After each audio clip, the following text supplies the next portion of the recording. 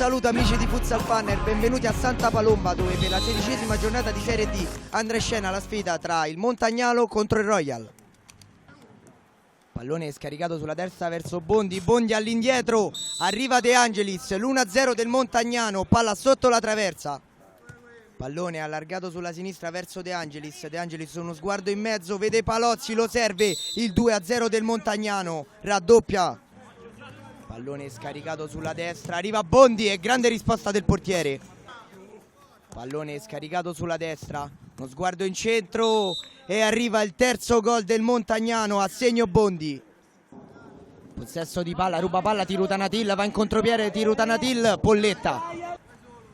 Avanza con il pallone il Montagnano, lo scarico sulla destra e arriva il gol di Paloni, servito benissimo da Sordini.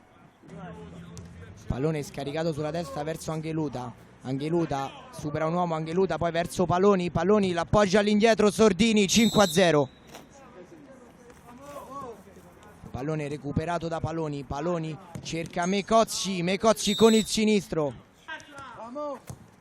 Il tiro, la palla che rimane là, ancora Mecozzi, Mecozzi la sponda, gioco a 2, Mecozzi, 7-0.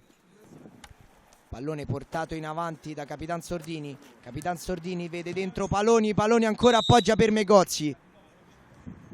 Il pallone gioca a 2, pallone verso Sordini che scarica la botta, Sordini in 2 tempi.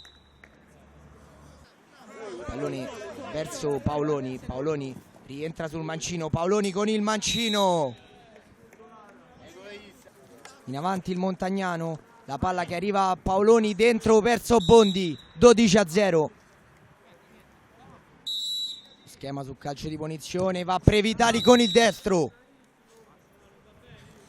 Pallone indietro verso Mecozzi, Mecozzi se la sposta col mancino e poi col pallonetto, 13-0 del Montagnano. Pallone allargato sulla destra, uno sguardo dentro, c'è Mecozzi, 15-0, il Montagnano va.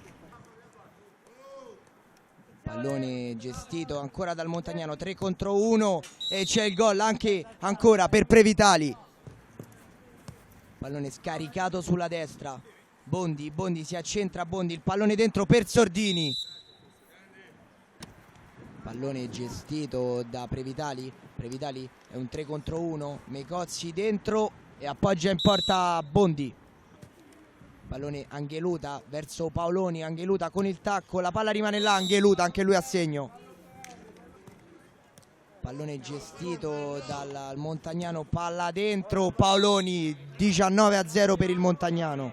Circolazione del pallone dei ragazzi in maglia giallonera, ma arriva ora il triplice fischio finale che sancisce la fine del match. Il Montagnano batte il Royal 19-0, si riprende dalla sconfitta della scorsa settimana alla squadra di casa.